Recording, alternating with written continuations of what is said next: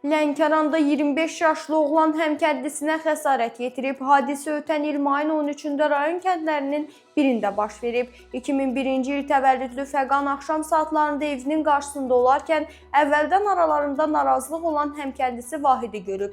İddiama görə Vahid küçə ilə keçərkən onun yerişinə iradə bildirib və aralarında mübahisə yaranıb. Mübahisə zamanı Fəqan yumruqla Vahidin burun və göz nahiyəsinə zərbələr vurub. Məhkəmədə ifadə verən Fəqan özünü təqsirli bilməyib. O deyib ki, Vahidlə aralarındakı problem 2 il əvvəl atasının mağazasında yaranıb. İddiasına görə həmin vaxt Vahid atasını təhqir edib. Məsələni polis araşdırıb və nəticədə atası 10 sutka inzibati həbs alıb. Bundan sonra münasibətləri tamamilə pozulub. Fəqan ifadəsində Vahidin hadisə günü onun evinin qarşısından keçərkən özünün lotu kimi yeridiyini və ona tərs baxdığını bildirib. O isə Vahidə düzgün yeriməsini deyib. Bundan sonra tərəflər arasında əlbəyaxa dava başlayıb. Fəqan bildirib ki, dava zamanı vurduğu yumruqlardan biri Vahidin göz nahiyəsinə dəyib. Daha sonra atası və qardaşı onları ayırıb. Lənkəran rayon məhkəməsinin hökmü ilə Fəqanın cinayət təqibinə Konstitusiya və suverenliyi ili ilə bağlı amnistiya qərarı əsasında xitam verilib və o cinayət məsuliyyətindən azad olunub.